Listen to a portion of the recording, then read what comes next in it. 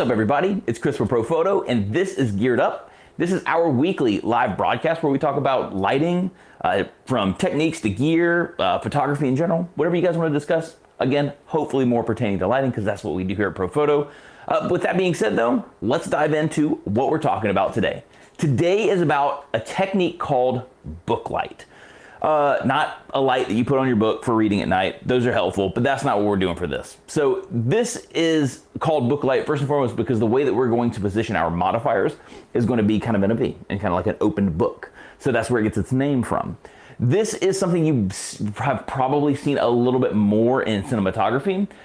It's a really, really awesome lighting setup. It's a simple lighting setup that helps create really soft light, really, really nice, even diffused soft light. It does that a couple of ways. So the first way it does it is you're taking your flash and you're bouncing it into a piece of foam core. For us today, we're using a V-flat, which is foam core, but you can just have a piece of foam core or a large poster board or something white that you can actually shoot the light into. That by itself is going to make the light more, is going to be more of a reflected light than is going to be a direct light at your subject. So that's going to help minimize some hot spots. Where it becomes the book light, where you add in that second section, is you're going to run that through some diffusion. So the diffuser is going to take the light that's already indirect and being bounced and run it through another layer, taking those photons, scattering them even more, keeping that light super soft, super diffused. It's a really, really beautiful quality light. You can use this on the portraits. You can use it on products and stuff like that. It doesn't, whatever the scenario that has popped up that you need a soft light source, this is a really great way to do it. Again, I'm using V-flats, and for my diffusion, I'm using a Pro Photo large translucent reflector. It's easy to set up and break down. It's consistent, so I always know, how much diffusion I'm getting, which is nice. For someone who may be, scrapping by on a budget or something like that, you could easily use a shower curtain, and you can get it in different thicknesses and different levels of opacity, and that will... Opacity? I think it's opacity. I'm going with opacity. It feels right. But you can get it in different levels of opacity to let more or light into the deeper the opacity, like the less light that it allows through, the more it's actually going to spread the light out. So something to keep in mind. So again, it's just shooting a light into a substrate, a white substrate, to make the light indirect and bounced, and then we're taking that bounced light and we're running it through diffusion in an open book form, bounce towards gate. So we're going to take some photos now. Does anyone have any questions before we actually take anything? Let's see. Well, we do have a question. I did. It was Pete earlier, right? Yeah. So Pete is asking, getting into product photography and also pet photography, I can't decide on whether to purchase an A2 or a B10 series light. So Pete's getting into product and pet photography. He's between an A2 and a B10. It really depends on, I'm guessing the product stuff is mostly going to be done inside. I'm guessing the pet stuff might also be done inside. The A2 and the B10 would both do a really, really good job. I think the versatility of the B10 in the sense of just having currently, I guess you have some of the access to those light shaping tools with like an OCF adapter, but having, I don't know, I think that the size of the B10 and some of the things you can do with it really, really quickly is nice. I would probably lean towards a B10, but the A2 could do a great job as well. So it's tough. It just depends on what kind of a footprint you're looking for. If you need to keep the footprint really, really small, go with the A2. If it's definitely more budget related, the A2 will be able to do it as well. Just, whatever works the best for you. Hopefully that answered, maybe not. So let's take some photos. So the first photo that we're actually going to take, I'm going to roll the diffusion panel away from Kate, or away from the reflected light. So we're just going to have the light that's bouncing off of this V-flat right here back towards Kate. So, and I'm going to try to keep the flash head from kind of creeping in any extra hard light on it. It may happen, but it still should look pretty nice. And then the hair light will come in towards the end of the shoot whenever we are taking those photos. What's up, Kate? Anything? We're good? Just making sure. Cool. So just because everybody always likes to know what kind of gear and stuff we're using for what and how we're doing it. So for so for the light, the light that's going to be firing into the V flat, we're using the Pro 11 with a Pro Head Plus, and a Magnum reflector. You don't have to use it. I just have one, so I did. So yeah, you could totally use it. You could use an A2. It doesn't really matter. I mean, power-wise, for the most part, we're at 6 on this thing, so even an A2 would be fine to achieve this look. They're that way, by the way. They're behind me? That's fine. I'm looking that way. I prefer my right shoulder. Okay. So we have the Pro 11, Pro Head, Magnum reflector. Once we bring in the hair light, it's a B10 overhead with, they are not that way. They were right there. No, they're right there. Hi. Oh, yeah, but it's that camera. Messing with me? Freaking me out. Okay, cool. So the B10 is what's overhead with our 1x4. Oh, there we go. With the 1x4, OCF softbox, and that's going to be our hair light. So it'll look really, really nice. Again, we're not going to add that in for the first shot. We're going to take a photo with just the light bouncing off the card, and then we're going to bring in the large translucent reflector to add that layer of diffusion to smooth it out even more, and we'll compare befores and afters. So let's do that. Ready, Kate? Okay, someone wants to know if you would say that your shirt is beige or more oatmeal color. Someone wants to know if my shirt is beige or oatmeal. I kind of want to say oatmeal. It could be oatmeal. You know, it's got some variations in it. It's got like these like little line striations. So I could see oatmeal. It's probably definitely more of a rolled oat over a steel cut. But yes, I would go oatmeal. I would go oatmeal. Yeah, good. Yeah. Okay. Where am I at? You're in a bowl of oatmeal. Okay. Here we are.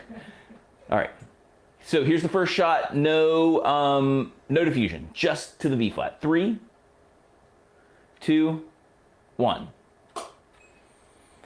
And it's a really nice light. It's now, granted, you're probably going to see some of the, there's a little bit of the hardness kicking in. I think a little bit of the edge of the Magnum is probably kicking over towards the side. Let's see. Oh no, I have it cut pretty hard away from Kate, but it's a soft light. There is. I need to back up? No, I think you're fine. Sorry. There is a little bit of definition in the nose shadow, which is leading me to believe I probably have a little bit of the Magnum reflector infiltrating the shot. I could probably kick this out a little bit more towards her. I just gotta. Seth is asking, are you using the modeling light to gauge your spread of light? I'm not. I'm not using my modeling light to gauge spread. It would be a good move. I'm just not right now. I could easily just kick it on. You can see how much it's covering the V flat by that gigantic hot spot right there. But yeah, you could easily do that. I just didn't have my modeling light on. Cool. Yeah. Let's see. Would have been a good move. Yep. Okay. Cool. And then, so also another thing that you, I didn't really talk about, but you want to think about too, is light positioning as far as like how it's, how far away you're keeping the light from the V flat. So the closer this light actually is to the V flat, the smaller this light source area is going to be to bounce back. So if it's really about making the light as soft as possible, you want to try to back the light up a little bit more. The only line that I'm walking is that my camera, I'll start creeping. I probably actually have the thing in the camera now, in the shot now. I do. But here, let's do something where I take the light and I push it further away. Nope, that's still in the shot. I just don't want it to hit Kate, which I think it's very capable of doing. So you want to back the thing away as much as possible to consume as much of the V flat as possible. So let's try this. Let's just see what happens. Let's go. Okay, you're ready. I probably need to power up a little bit too, but we'll figure it out. 3, 2, 1.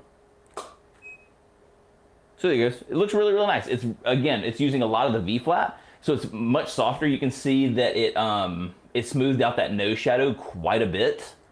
Very, very cool stuff, right? So it's just that by itself, that bounce look is really, really cool. But let's smooth that out even more. Let's add in that diffusion. You want to try to, when you're adding in the diffusion portion of this, you want to try to close any gaps.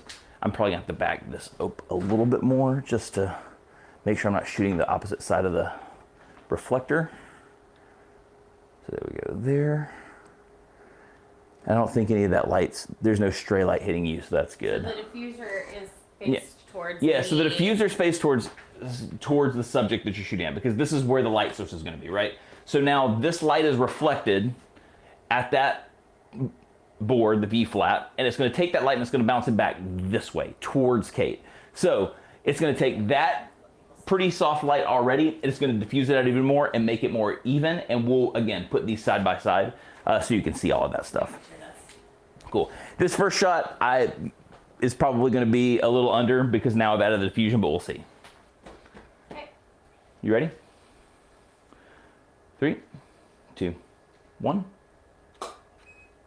That's actually pretty good. It's a little bit underexposed compared to the previous shot, but not by much, and way smoother. And that's one of the great things about diffusion. I think a lot of people, I think we've talked about this in the past too, but diffusion doesn't make things softer. If you take I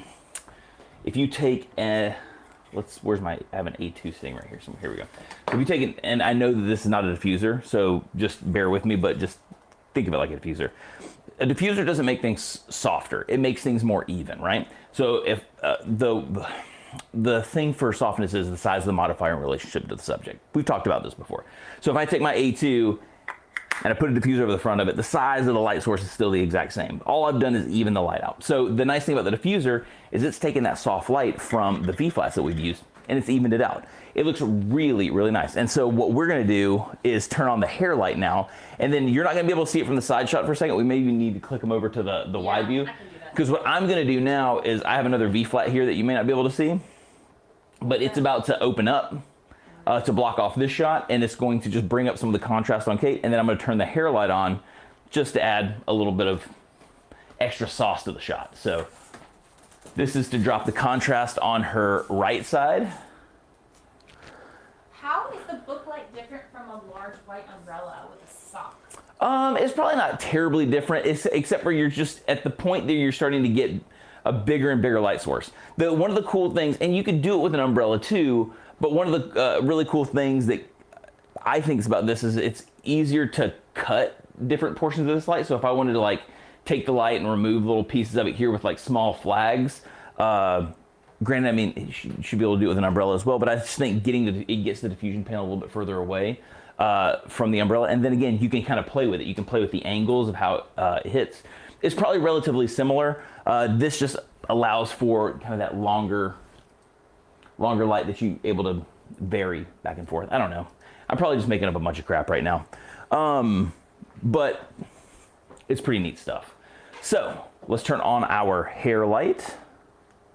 Are you ready for? I'm ready to rock and roll. Sorry. Oh, let's get my modeling light turned back on here. There we go. Sorry, rude like. It's all good. Yeah, there's a big V flat right in that shot, but we'll take it real quick, and that way we can do all the comparisons. There we go. So 3, 2, 1. That looks awesome. It's an incredibly smooth light. It looks really, really good. Let's take one more just for funsies. And then we'll talk about it, and then we'll peace out, everybody. 3, 2, 1. Lovely. Thank you, Kate. You are welcome. So let's kick off this modeling light before it blinds me. Perfect. And let's compare them all and see what's up.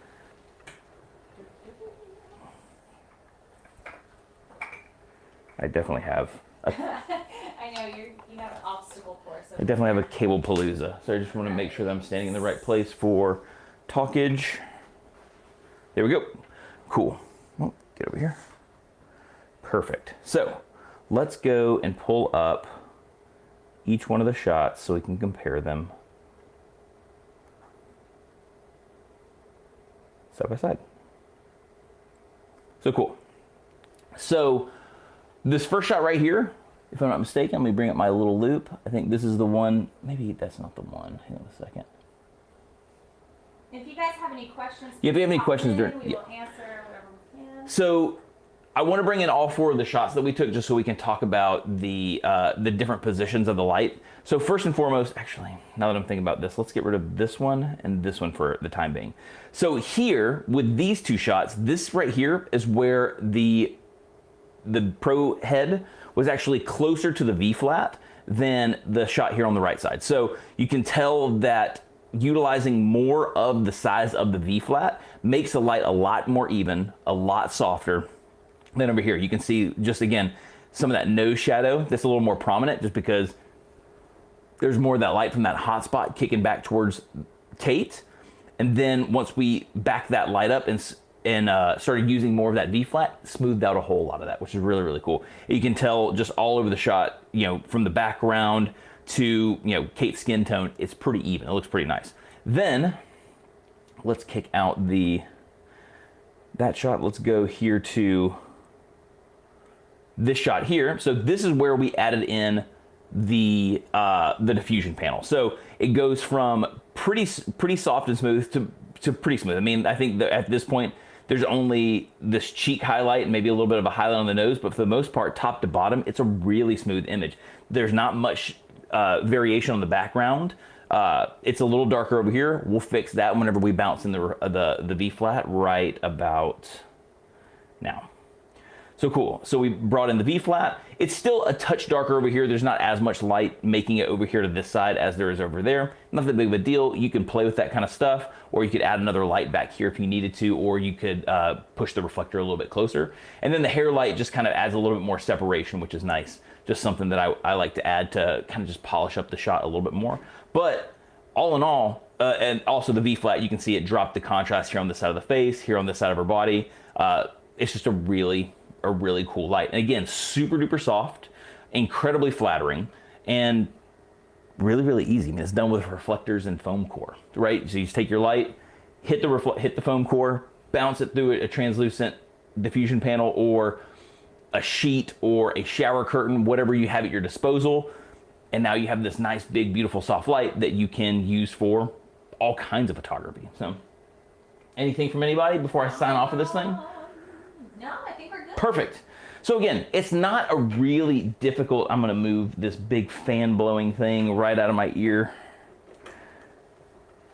Great flash, the fan is loud. Okay, at least when it's right here in your face. So again, it's an awesome lighting technique to get really huge, super soft light. Don't have to worry about any hot spots because you're indirect and then you're running through diffusion. Someone had said earlier, could you get something similar with the umbrella? I would think so. The difference, I think, for the umbrella is just going to be the sizes that you mess with and the shapes that you can go with. The upside for something like this is it's a lot longer, so it's going to do more of a mimic of a window light or light coming through a doorway, whereas something like an umbrella is going to mimic more of a big round light source, something like the sun. Something a little more natural like that. That's probably your big differences between going the umbrella with a diffusion panel route versus this. Also, you can vary the distance and the different angles with it as opposed whereas the umbrella is kind of set in its way, right? So again, super soft light. You can get a nice size top to bottom. So if you're looking for full body coverage, really, really cool. Something I didn't mention, when you're photographing somebody with this, you want to try to make sure that you're keeping, as with most things, unless you're going for more of a dramatic look and you're trying to maybe match like a light coming from a light coming from below, you want to try to keep the light above your subject's eye line or nose line. So whenever I was aiming this at the foam core, I actually had that light up high and coming down, right? You don't want it to come from up. It starts to kind of look like horror lighting or like it's being lit by something from down low, and those up shadows aren't the best thing in the world. So again, I've left that off, my apologies. Make sure that light's up high, shoot into the foam core, bounce it into the diffusion, and it looks beautiful. So with that being said, anything else before I go? Because I'm leaving now. Yeah. Okay. I'm leaving now. Yeah, I think Cool. we're good. Thank you guys all for tuning in. This is super fun. Booklight's really, really cool. Use it in your shots. Enjoy it. Have an awesome rest of your week. See you next time. Peace out, everybody.